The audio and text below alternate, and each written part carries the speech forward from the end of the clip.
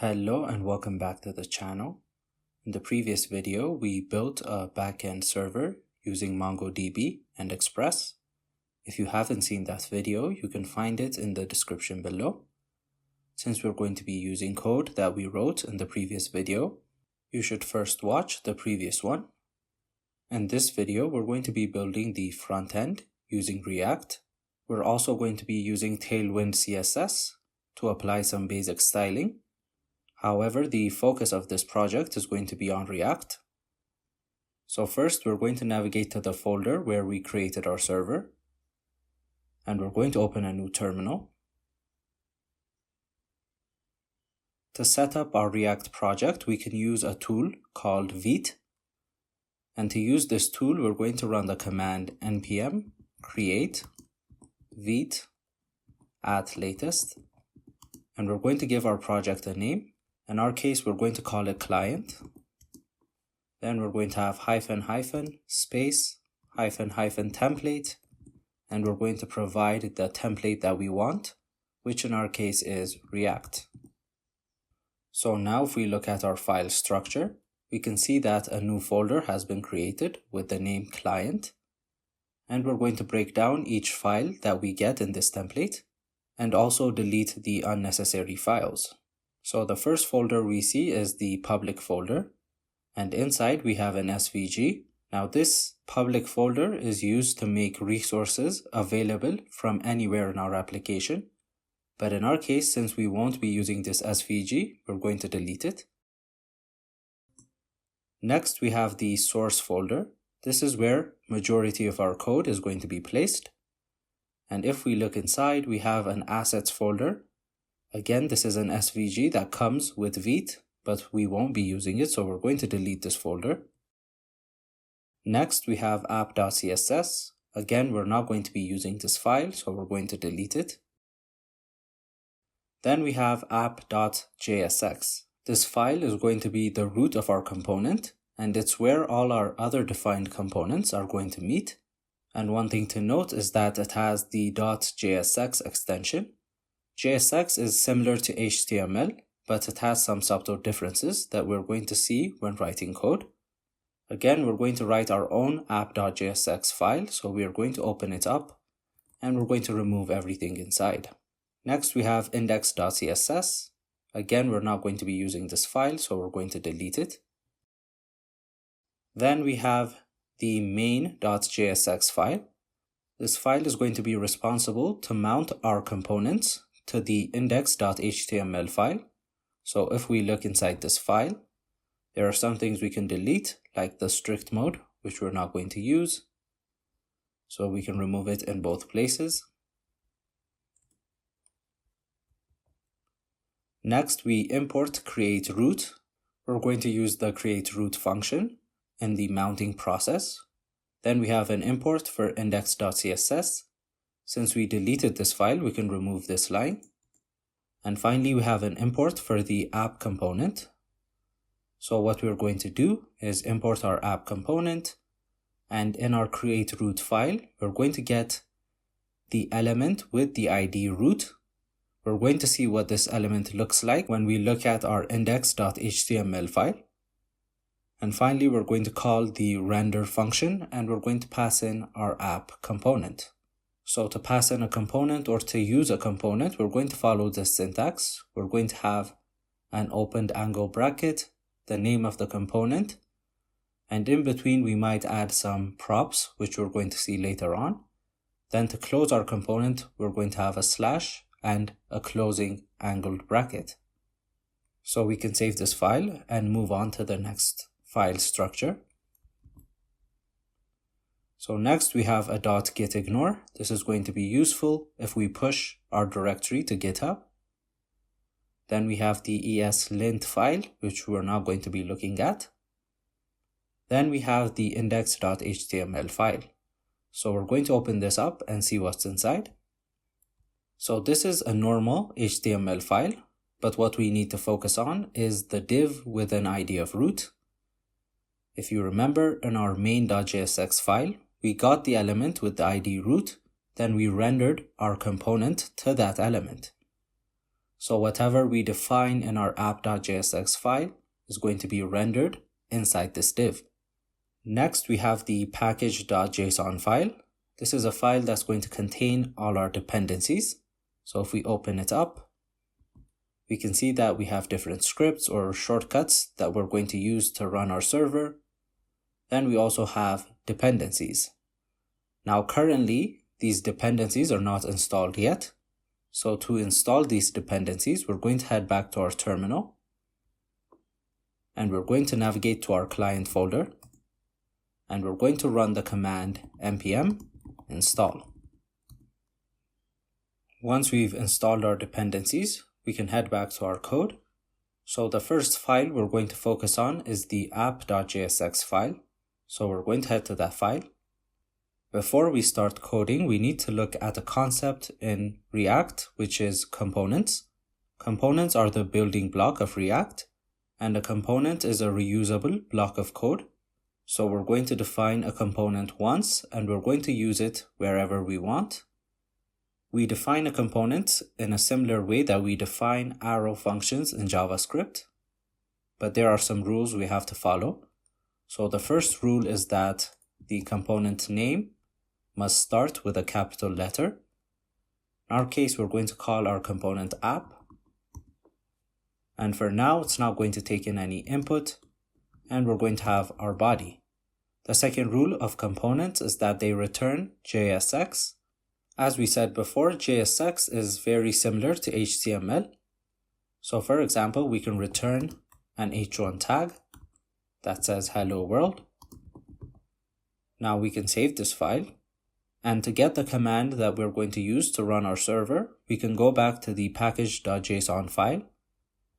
And under the scripts key, we can see that we have a command with the name dev. So to run our application, we're going to run the command npm run dev. So we're going to head to the terminal, and we're going to run the command npm run dev. Once our application is running, we can see that we have a link here. So we're going to open this link in our browser. In our browser, we're actually not getting anything returned. That is because we have not exported our app component. So we're going to head back to our code. And at the end of our component, we're going to have export default app. There are different types of imports and exports in React. The first one is a named export. So if we wanted to use a named export, we would add export right next to our component. So this is a named export. If we have a named export, the syntax that we're going to use to import it is going to be import. And in curly braces, we need to provide the name of the component we're importing. One thing to note here is that the name must exactly match. So if we're exporting the app component, then the name we provide in our import must also be app. Then we have from, and we put in the path where the component is located. So this is how a named export works. The second type of export is an unnamed export or a default export. And to do that, we're going to have the previous line. So we're going to have export default and the name of our component, which in our case is app. We usually use the default export when we only have one component to export, which in our case, we only have the app component. So we're going to use this syntax. And another thing that makes it different from a named export is when we import it, we can actually give the component any name we want. For example, we can name it app component, and we're going to have from, and we're going to provide the path. So this is how imports and exports work in React. So once we've exported our app component, it's going to go to our main.jsx file, and it's going to get rendered to the previous div that we saw with the ID of root. So now we can go back to our browser, and as you can see, hello world gets displayed. Another rule when it comes to components is that they can only return one element. To see this, we're going to add another return. So let's say we had an h1 tag, And after it, we define another h2 tag with the text hello. As you can see, we're getting an error. That is because we cannot return 2 elements from a component. To get around this issue, what we need to do is wrap our return in a parent component. So here we can either use a div, or we can also use what is called a React fragment, which is similar to a div, and it's used to wrap multiple returns. So first we're going to look at the div. So here if we have div, and if we move our return inside the div, as you can see, the error disappears. Now the problem with this is that inside our index.html, when this component is being rendered, we're going to have 2 divs, the one with the ID of root and another div that we just created. Now if we only wanted to have a single div, the one with the ID of root, what we can do is use React fragments. So we're going to remove the keyword div, and that is how we define a React fragment. So now in our HTML, we're only going to have the div with an ID of root. Now to see this, we're going to head back to our browser. First of all, we can see that hello world and hello get displayed. Next, we're going to open the inspect tool. Now if we look at our body, and if we look at our div, we can see that we only have one div with the ID of root. Now that we've seen the basics of components in React, we're going to define the actual return of our project. As we discussed in the previous video, we're going to be building a task manager. So in our return, first we're going to define a div. We're going to be using this div to style our component. Then we're going to have an h1 tag with the text task manager. The next thing we need is a form where the user can enter a task which we can send to our server. So we need a form element, and inside we're going to define an input which is going to be of type text. We're also going to provide the name attribute, and we're going to give it the name. Later on, we're going to use this attribute to access the value that the user enters. After our input, we're going to have a button to submit our form. So it's going to be of type submit. And inside the button, we're going to pass in the text add. Now, if we save our file and head to the browser, all our returns have been displayed in the browser, but we still need to apply some styling. As we discussed in the beginning of the video, we're going to be using Tailwind CSS. So to set that up, we're going to open a new tab and we're going to search for Tailwind CSS. And we're going to open up the first link. Next, we're going to open up the docs. Since we're using the Vite tool, we're going to follow the steps for using Vite. The first step is going to be copying this command and running it in our terminal. So we're going to copy this and head back to our code. In our terminal, we're going to navigate to our client folder and we're going to paste in the command. Once that's done, we're going to head back to the browser. And the next step is going to be adding the following statements to our Vite configuration file. And we're going to locate the Vite configuration file, which is vite.config.js. And we're going to paste in our import statement. The instructions also said to modify this export, so we're going to add Tailwind CSS. And we're going to save this file and head back to the browser. And the next step is going to be adding this import statement to a CSS file. So we're going to copy it. Back in our code, we're going to create a new file in our source folder. And we're going to call it styles.css. And inside this file, we're going to paste in the import. And we're going to save this file. And the final step is going to be heading to our index.html file. And inside the head, we're going to add a link tag. It's going to be of type style sheet. And the href is going to be the new file we just created, which is inside the source folder. And inside the file styles.css. We can close our link and save this file. Now that we have followed all these steps, we can use Tailwind CSS in our component. So we're going to head back to our app.jsx file. So how Tailwind works is we use different classes to apply styles to our components. As we said at the start of the video, styling is not the focus of this project, but our focus is going to be React. So we're simply going to add the classes, but you can simply copy and paste them from the full code since we're not going to be focusing on Tailwind. Now previously, we said that HTML and JSX have some subtle differences. And one of those differences is in JSX, to provide a class, we're going to use class name instead of just class. And in here, we can pass in our different classes. In our case, we're going to pass in a BG, indigo class. And for the shade, we're going to give it 700. We're also going to pass in the hScreen class. This is going to make sure that the div takes up the whole screen. And finally, we're going to pass in text white. This is going to make all the text inside this div white. Next, we're going to apply some classes to the h1 tag. So we're going to have class name. The first class we're going to give it is text center. This is going to center the text inside the div. Then we're going to have font bold. And for the size, we're going to give it text 5XL. Again, if you're confused, you don't need to memorize this, but if you want to know what 5XL means, you can see that in the suggestion. 5XL is the same as saying 48 pixels or 3 rems. And finally, we're going to add a padding top of 14. Next, we're going to go to our form element and we're going to add a class. We're going to set the font size to 2XL. We're also going to give it text center and we're going to give it a margin top of 9.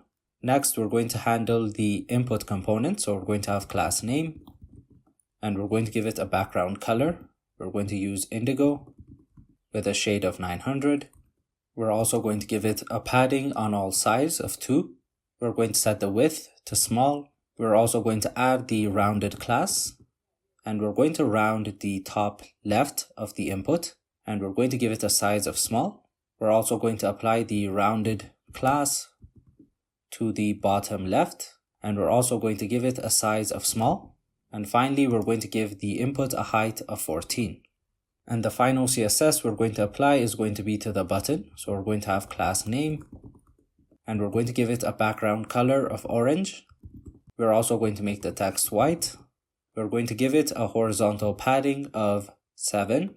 And we're going to set the height to 14. And we're going to add the rounded class to the top right. And we're going to give it a size of small. We're also going to round the bottom right. And we're going to give it a size of small. And we're also going to define a hover property. So when we hover on the button, we want to change the color. And to define that, we're going to have hover followed by a colon. And we're going to give it a color that we want the button to change to when it's hovered. Here we're going to pass in a different shade of orange. So now we can save this file and see what our application looks like with the styles applied. So we're going to head to the browser. So all our styles have been applied. The next component we're going to work on is going to be the list of tasks that we're going to get from our server. So we're going to head back to our code.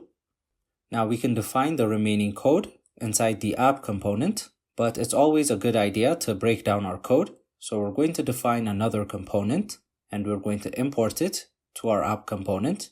And by convention, we're going to place our components in a folder called components.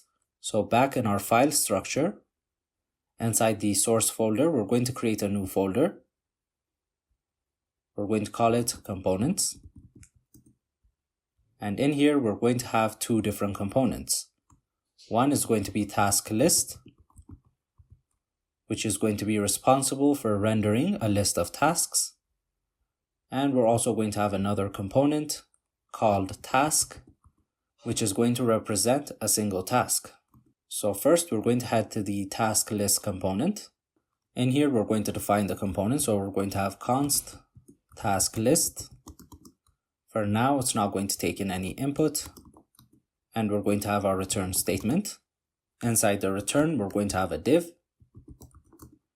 And inside the div, we're going to call our task component. For now, we're going to hardcode this, but later on, once we connect to our server, we're going to dynamically render each task. So for now, we're going to have task, and we're going to add a couple more.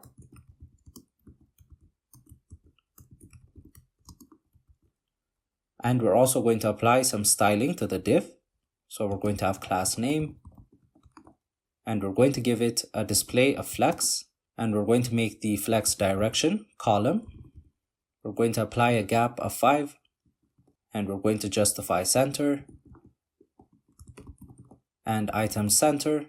This is going to center each task inside the div. And finally, we're going to apply a margin top of 9. And at the end of our component, since we're going to be using this in our app component, we need to export it. And we're going to use a default export. So we're going to have export default task list. For now, we're done with this file, so we're going to save it.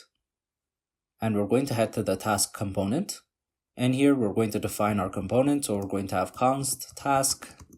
For now, it's not going to take any input. And we're going to have our return. Inside the return, we're going to have a div. Inside the div, we're going to have a p tag that's going to display the name of the task. For now, we're going to give it hello world. But later on, we're going to connect to our server and display the actual task name. Then we're going to have 2 buttons. One is going to be to edit the task, and another is going to be to remove the task. Next, we're going to apply some styling. So we're going to have a class name, and we're going to give it a display of grid, and we're going to give it a grid rows of 2. So that means our grid is going to have 2 columns, and we're going to define the size of each column. To do that, we're going to have grid hyphen calls hyphen, and we're going to have square brackets, and we're going to define the size. For the first column, we want it to take up 3 fractions of the space, and for the second column, we want it to take up 1 fraction of the space. Next, we're going to apply text center. Then we're going to apply a padding of 4. We're going to give it a width of medium. We're going to round all corners, and we're going to give it a size of medium. We're going to set the font size to XL, and we're going to give it a background color of indigo and a gap of 2. And finally, we want to add a margin bottom to the last task being displayed, so it's not stuck to the bottom of our screen. To do that, we're going to have last colon, and we're going to give it a margin bottom of 16. Next, we're going to apply some styles to the paragraph tag. So we're going to have class name. We're going to make the name span 2 rows. So we're going to have row span 2.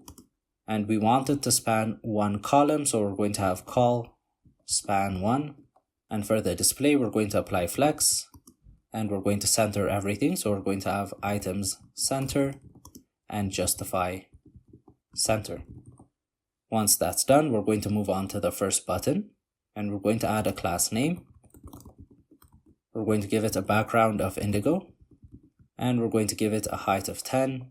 We're going to make it rounded with a size of small. And when we hover on this button, we're going to change the background color to a different shade of indigo. And we're going to give it a display of flex.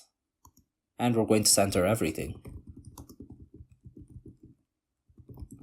Since we're going to apply the same style to both buttons, what we can do is copy this class and paste it to our remove button. And at the end of our component, we're going to export task. So we're going to have export default task. Now we can save this file, and we need to head back to task list and import this component. So we're going to head to task list, and we're going to import task from the current directory from the task.jsx file. So now we can save this, and we're going to head back to our app component. In our app component, at the top, we're going to import task list. So we're going to have import task list from the components folder and from the file tasklist.jsx. Now we're going to use this component after our form. So under our form, we're going to add task list. Now we can save this file and head to the browser to see how it looks. As you can see, each task gets neatly displayed, and each task is going to have a corresponding edit and remove button For now, we're using hello world, but next we're going to connect to our server and actually display the tasks we have stored in our database. So we're going to head back to our code. To communicate with our backend, we're going to use a library called Axios. So back in our terminal, we're going to run the command npm install Axios. Once that's done, we're going to head back to our app.jsx file. And at the top, we're going to import Axios from Axios. Next, we're going to look at the concept of hooks in React. Hooks are special functions that React provides. The first hook we're going to look at is the useState hook. So we're going to import useState from React. And inside our app component, before our return, we're going to define a variable. And this variable is going to destructure an array. And we're going to get two properties. The first one we're going to call tasks. And the second one we're going to call set tasks. And we're going to set it equal to useState. So the useState hook is going to give us two variables. The first is the actual state, and the second is a function that we use to manipulate the state. So what happens is whenever a state changes, our whole application is going to re-render. So we're going to use this to our advantage. The useState is going to take in one input. The input is going to be the initial value of our state. In our case, we're going to set it to an empty array. And later on, we're going to update the state to store the different tasks we have in our database. And whenever there are changes to the tasks like editing and removing, since that is considered as the state changing, it's going to trigger our application to re-render and show the updated values. Now the second hook we're going to look at is the useEffect hook. So first we're going to import it. The useEffect hook is going to allow us to control how many times a certain piece of code is going to be run. In our case, we're going to use it to send a GET request to our server. The reason we put this inside a useEffect is that we only want to get all the tasks in our server once in our application. If we were not to use the useEffect hook, and if we simply place the GET request in our code, every time there is a state change, we're going to be sending a request to our server again and again, which is not efficient. So we're going to place our GET request inside a useEffect. Now to use a useEffect, we're going to have useEffect, and it's going to take in two arguments. The first is going to be a callback function.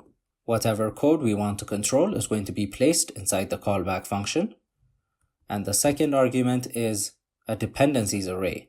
In our case, we're going to leave it empty, but inside the dependency array, we can pass in different states, and if and only if those states change, the callback in our useEffect is going to execute. For example, if we placed tasks inside the dependency array, whenever the task state changes, the code inside our callback would execute. But in our case, we only want the code inside useEffect to execute once in the initial render. So we're going to leave the dependency array empty, and inside the callback function, we're going to have our code.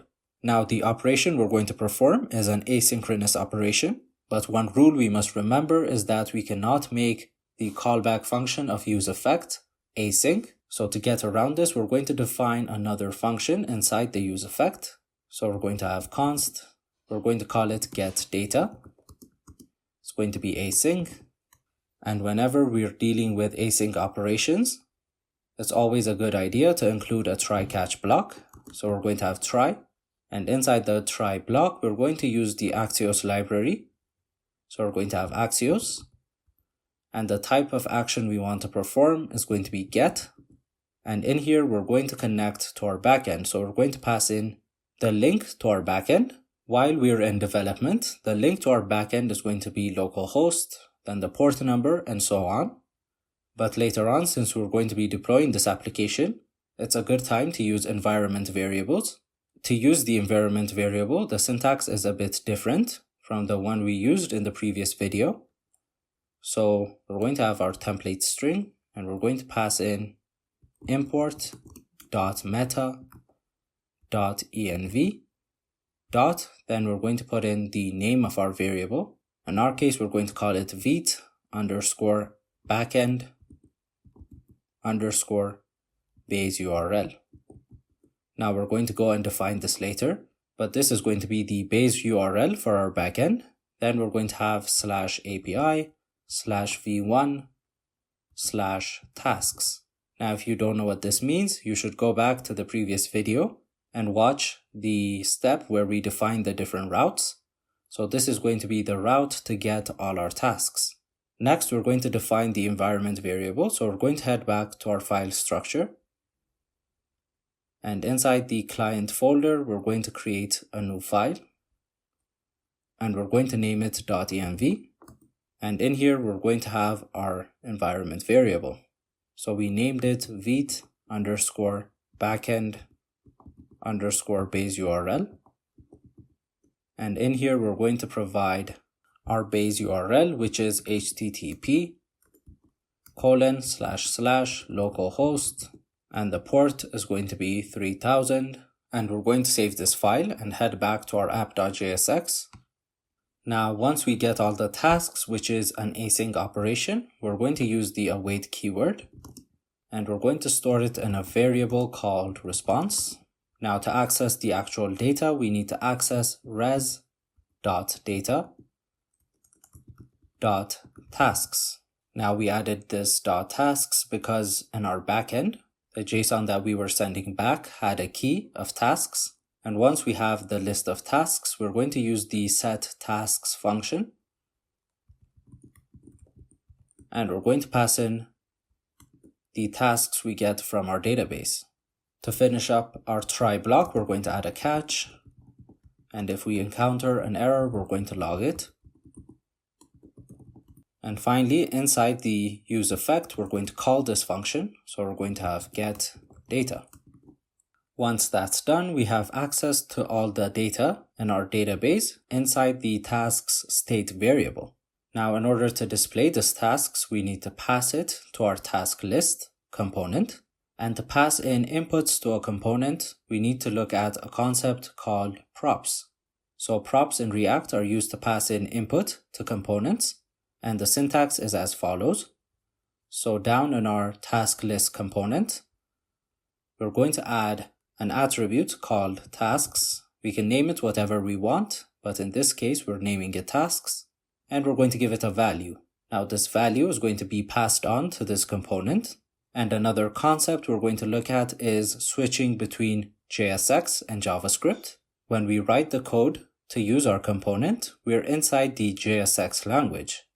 So to move outside of the JSX language, we're going to use curly braces. So now we're going to substitute the tasks variable. So this tasks is the state variable that contains the data that we got back from our database. And now we can save this file and head to the task list component. Now, to use the input that we provided, we're going to pass in props. Now we give it the name props by convention, but you can give it whatever name you want. Now this props is going to be an object. And if we want to use the inputs that we provided, we're going to have props dot and the name of the input that we provided, which in our case would be tasks. So this is going to give us all the tasks that we passed down from the app component. We can also use a shorthand. So what we can do is we can destructure props inside the parameter. To do that, we're going to pass in an object, and we're going to pass in the name of the property that we want to extract, which in our case is going to be tasks. Inside our return, instead of hard coding the task component, we're going to use the map function. Again, now we're in the JSX world. So to go back to the JavaScript world, we're going to use curly braces, and we're going to use the map function.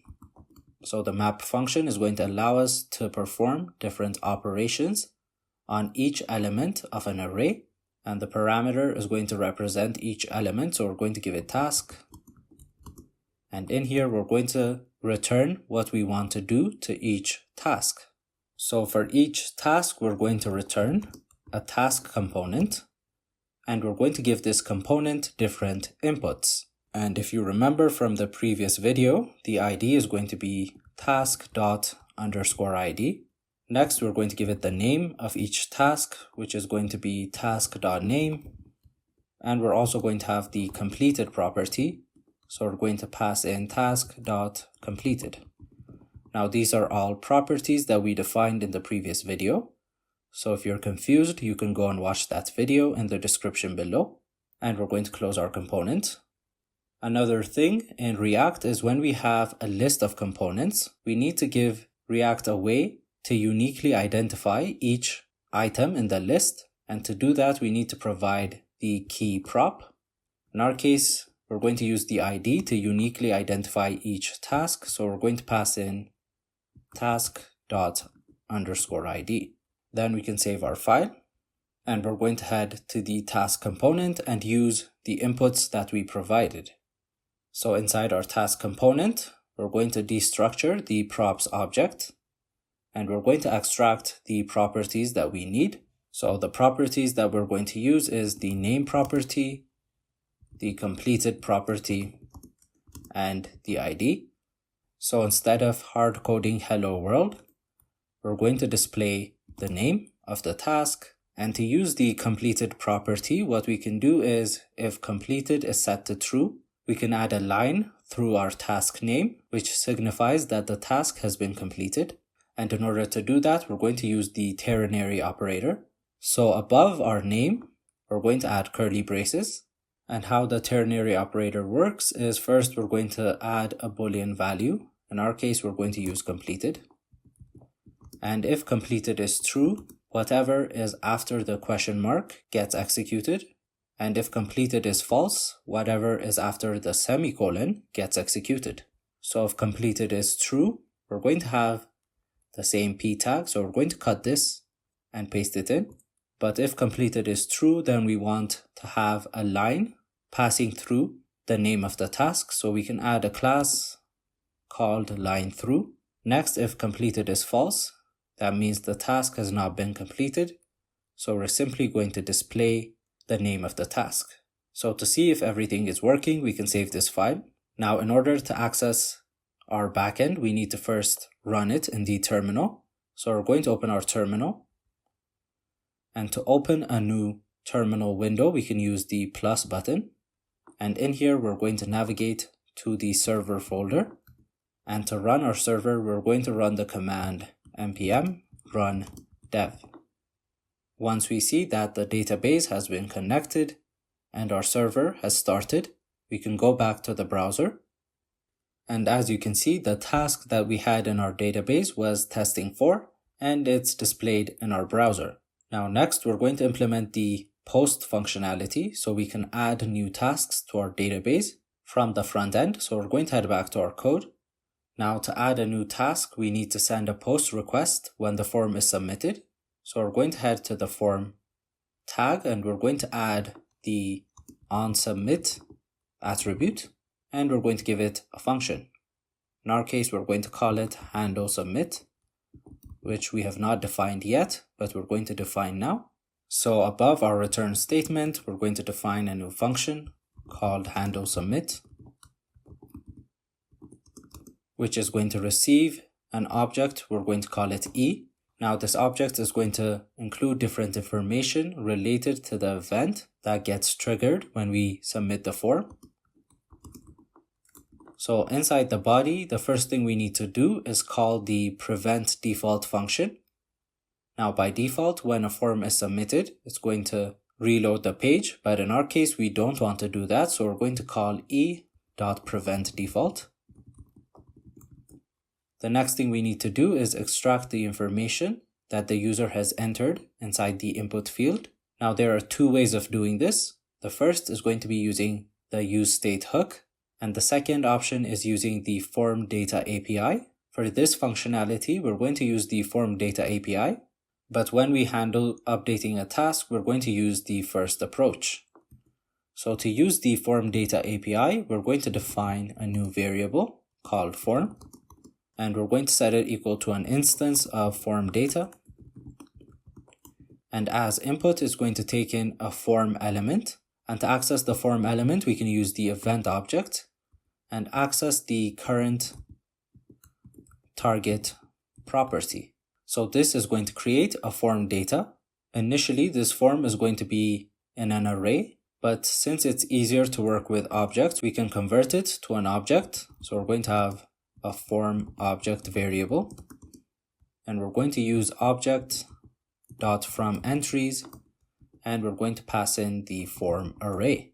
And once we have the form object, we can access the input that the user has sent, and we're going to pass that input inside our post request. So since the post request is going to be an asynchronous operation, we're going to define handle submit as async.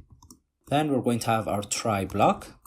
Inside the try block, we're going to create a new variable called task, and we're going to call axios.post, and we're going to pass in our URL. Again, the URL we defined for the post request is similar to the get request, so we're going to copy that and we're going to paste it in. Now the difference is that the post request also takes in a body. So inside the body, we're going to give it the form object. Now how this works is form object is going to be an object that contains a key. The key is going to be the name that we provided to our input, which in our case is name. So we're going to have name as the key, and the value is going to be the actual task name that the user has entered. So this is going to work perfectly with our backend, since our backend is going to be expecting an object with the name key. Again, if you're confused, you should watch the previous video where we created the server. And once that's done, the task is going to be added to our database, but we need to do one more thing, that is update our UI. To do that, we're going to create a new variable called new tasks, and we're going to set it equal to the tasks we had previously, but we're going to add in our new task. To do that, we're going to access task.data.task. Again, .data would be enough, but in our case, the post request is going to return an object with the key task, so we need to access .task. Once that's done, we're going to update our state variable. So we're going to have set tasks, and we're going to set it to new tasks. Now this is going to trigger a re-render, and once our application re-renders, we're going to have our updated list of tasks. Once we're done with the try block, we're going to have our catch, and we're simply going to log the error. One more thing we can do is empty out the input field once the user has submitted the form. And in order to do that, we can access the event, and we're going to access the current target, and we're going to call the reset function. So now we can save this file and head back to the browser and test the post functionality. So back in our browser, we're going to add a new task. We're going to call it hello world. And if we submit the form by pressing the add button, nothing is getting displayed. So that means something is wrong. So we're going to inspect the page, and we're going to go to the console tab, and we can see that we have a type error that says cannot read properties of undefined. So we're going to head back to our code. The problem is that we forgot to use the await keyword. So when we send a post request, we need to await further response. So we're going to have await. Now we can save our file and head back to the browser. As you can see, the hello world gets displayed. Just to test it out again, we're going to add another task. We're going to call it testing 5. And if we submit the form, as you can see, testing 5 gets added to our list of tasks.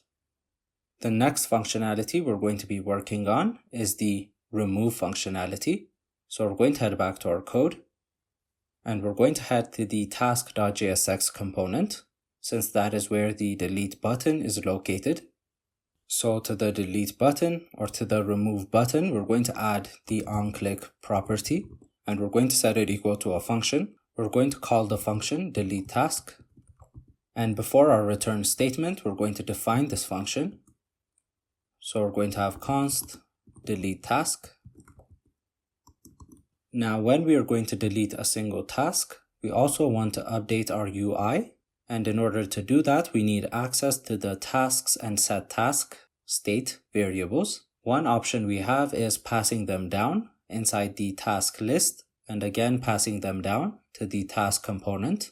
But in our case, we're going to use a different approach. We're going to create our own hook, and we're going to use that hook to pass the tasks and set tasks state to whatever component that we want. By convention, we're going to place in our custom hooks in a folder called hooks. So we're going to go to our file structure, and inside the source folder, we're going to create a new folder called hooks. And in here, we're going to create a new file.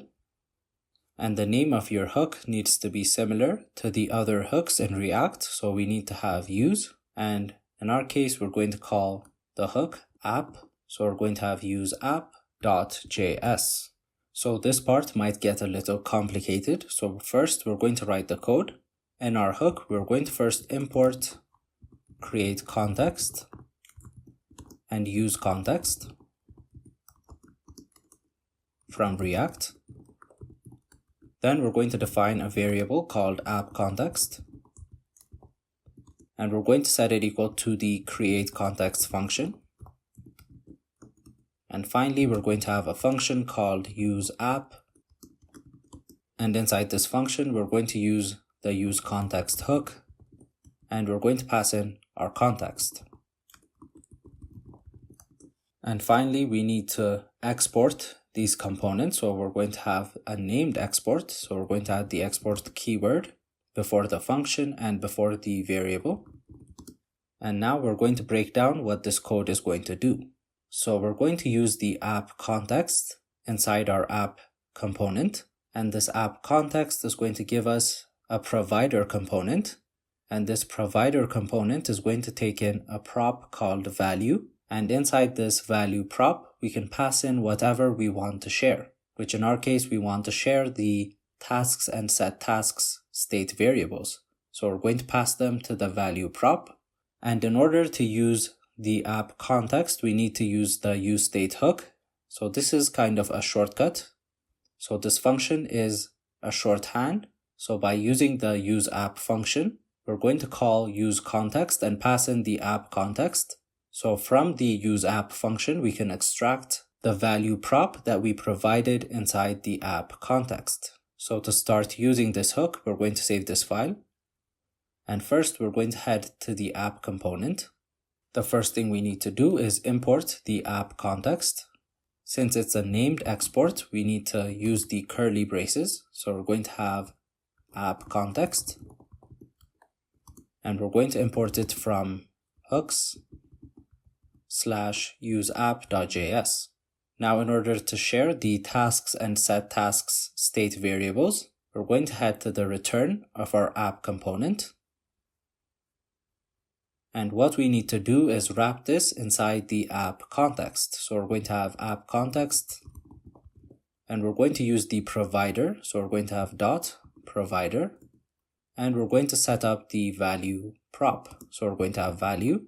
Again, we're going to head back to the JavaScript world. So we're going to have curly braces, and we're going to pass in the values that we want to share. So we're going to pass in an object, and the object is going to have tasks as a key and tasks as a value.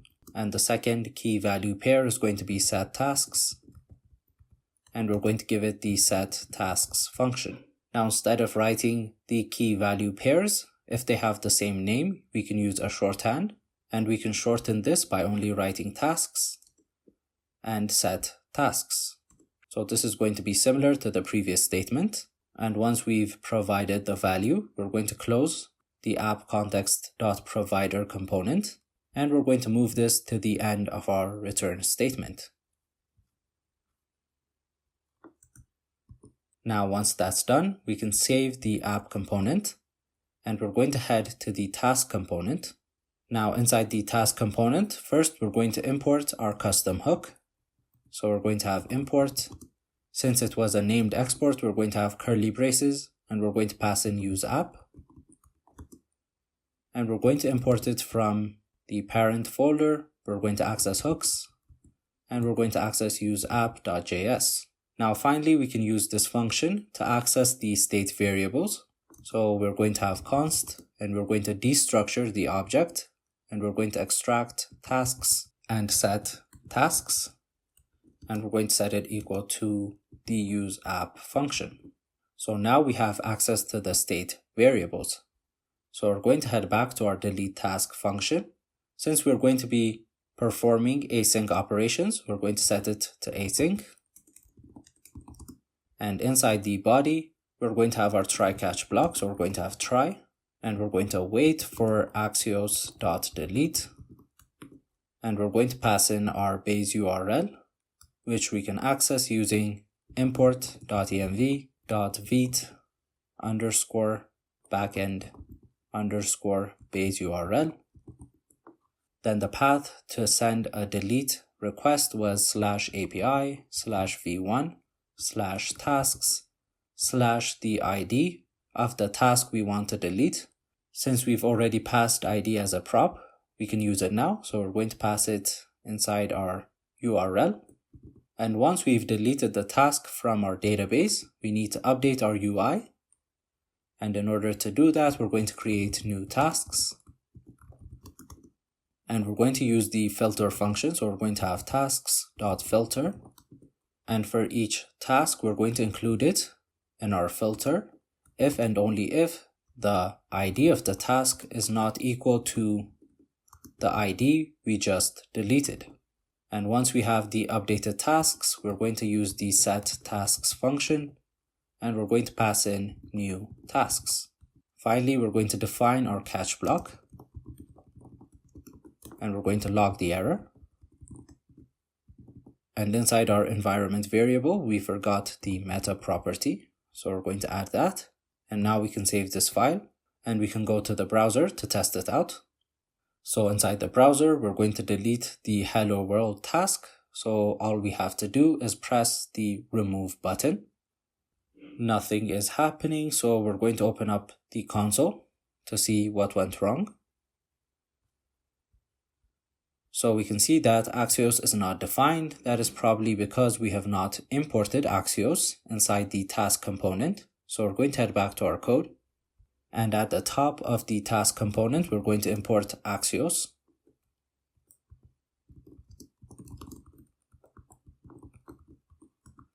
Once that's done, we're going to save our file and head back to the browser. And now if we go to the hello world task, and if we press on remove, we can see that it has been removed from our list of tasks. And if you go to MongoDB Atlas and check our database, the hello world task should be deleted. The final functionality we're going to be working on is the edit functionality. So we're going to head back to our code. To update an individual task, we're going to display a different form to the user. And the first step to doing that is going to be creating a new component. So we're going to head to the components folder, and we're going to create a new component called updateTask.jsx. And we're going to define the component. And inside the return, we're going to return a form. Then we're going to have an h1 tag that says update task. Then we're going to have a div. And inside the div, we're going to have a label. And to use for inside JSX, we're going to use HTML4. And we're going to give it the ID of our input, which we're going to call task name. And inside the label, we're going to have name. Then we're going to have our input, which is going to be of type text. We're also going to provide the name attribute, and we're going to set it to name. Then we're going to have another div, and we're going to have a label. This is going to be for the task completed. And the label is going to say completed. Then we're going to have an input of type checkbox. And we're going to give it a name attribute of completed. And we're also going to give it an ID of task completed. And for the previous input, we're also going to give it an ID of task name. And we're going to close our input. Next, we're going to apply different styles. So for the form tag, we're going to have class name. We're going to set the text to Excel. We're going to have a background color of indigo. and we're going to set the height to match the screen. We're going to use display flex, and the direction is going to be column in, and we're going to give it a gap of 10, and we're going to center everything.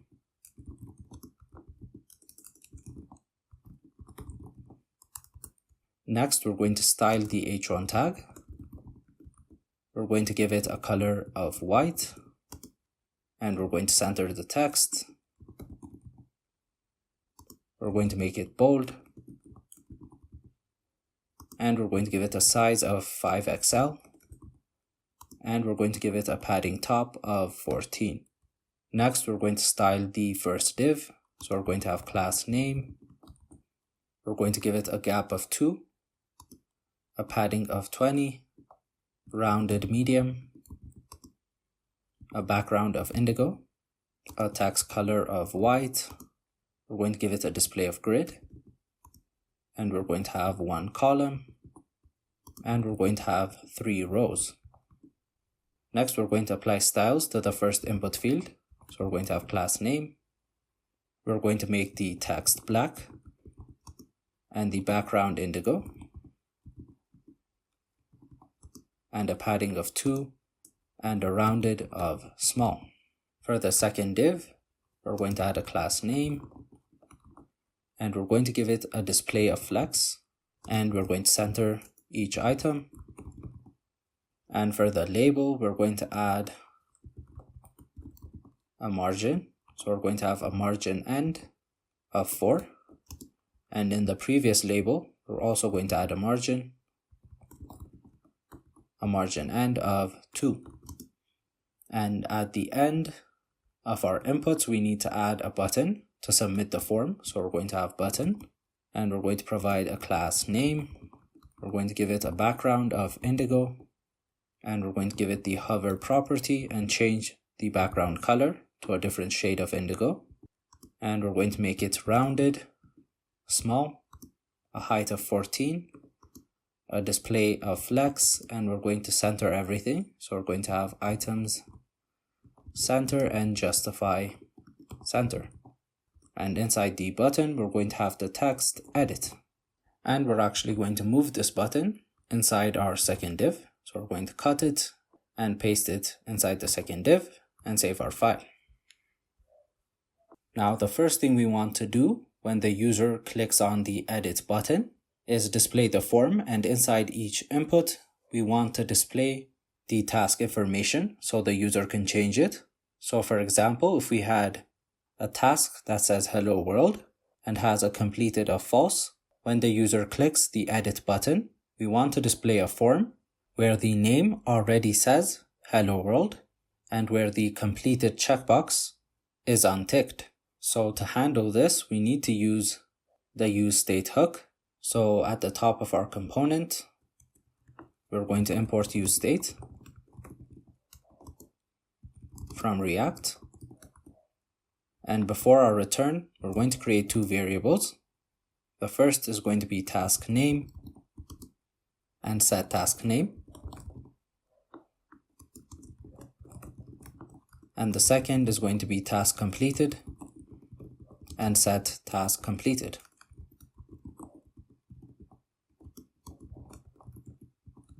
Now the question is, how are we going to get the initial values? Now the option that we're going to use is using the useLocation hook.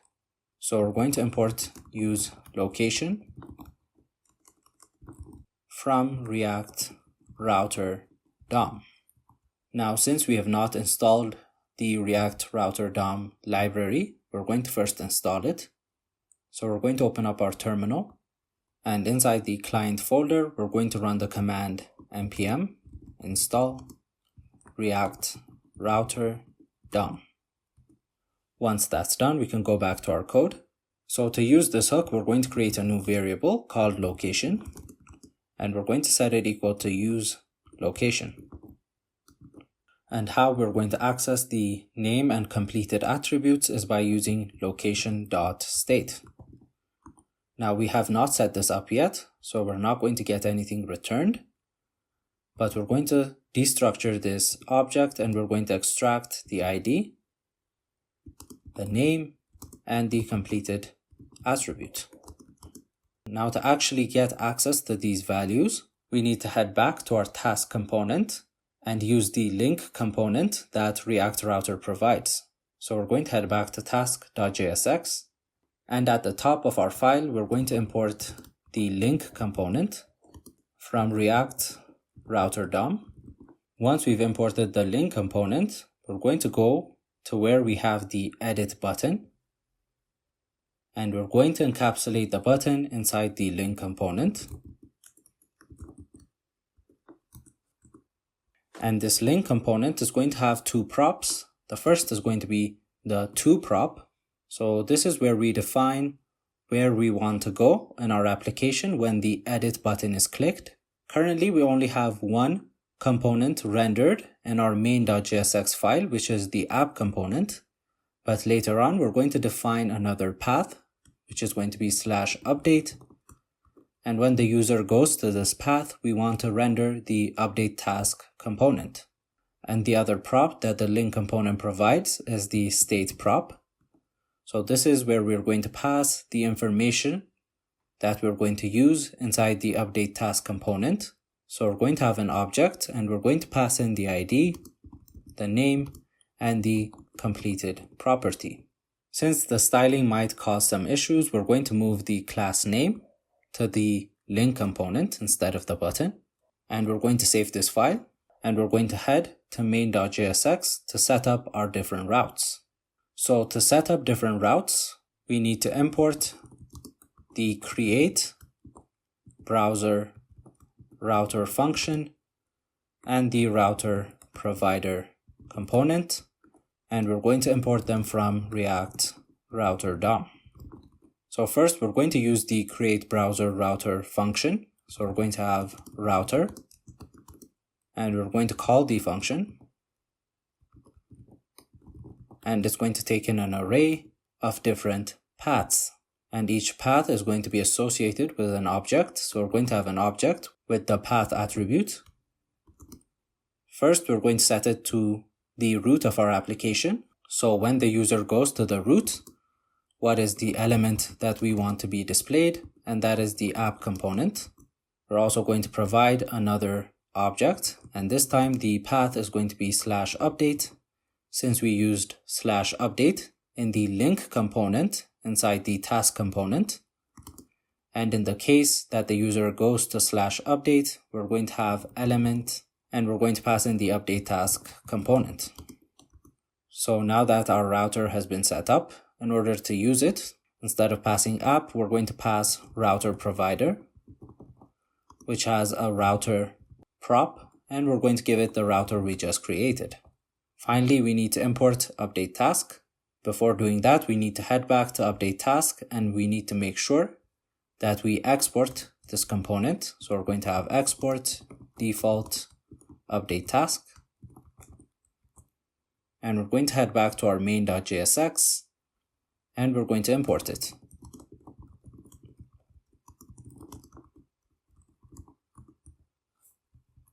For now, we're going to ignore this error and we're going to head back to our update task component. And now, since we've set up the link component, location.state is going to give us the ID, name, and completed of the current task. And we're going to use it to set up the initial value of our state. So for the task name, we're initially going to have name. And for the completed, we're initially going to have completed. Now to show the state inside the input elements, we need to set the value attribute of the input. So inside the first input, we're going to set its value attribute to task name. And inside the second input, we're going to set its value attribute to task completed. Now this is going to give the input fields the initial values, but there is one issue. Since we hard-coded the value attribute, we won't be able to change it inside the input fields. In order to change the input, we need to provide the onChange attribute. So we're going to have onChange, which is going to take in a function, and we're going to define this function right here. So what we want to do is whenever there's change, we need to update our state. And to do that, we're going to use set task completed. And we're going to pass in e.target.checked. So if the checkbox is checked, this is going to be true. And if the checkbox is unchecked, this is going to be false. Now, to be accurate, this is going to be on and off, but later on, we're going to be dealing with this issue. Next, we need to provide the onChange for the task name. So we're going to have onChange, and the function is going to call the setTaskName function, and it's going to pass in e.target.value. So now we have our initial inputs, and we're able to change those inputs. So the final step is going to be extracting what the user has submitted and updating our database.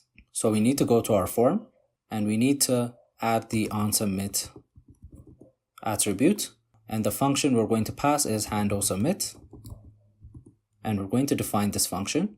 So before the return, we're going to have const handleSubmit. The first thing we're going to do, as before, is call the prevent default function.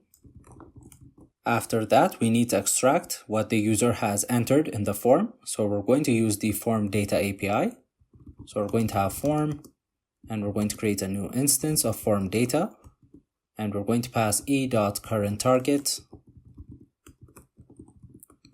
And this is going to be an array, so we're going to convert it to an object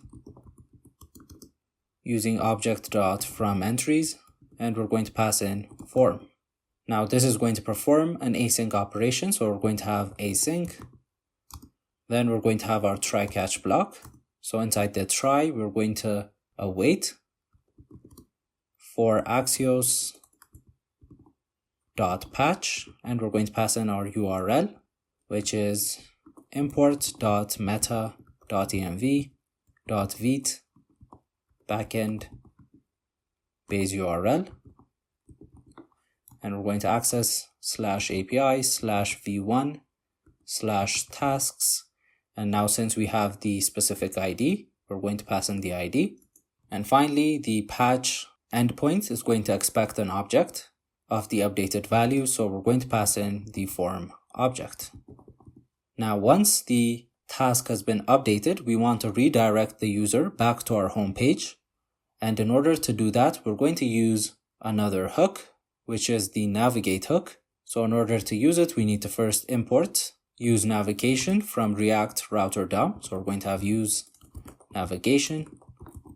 And inside our code, we're going to create a new variable called navigation. And we're going to set it equal to use navigation.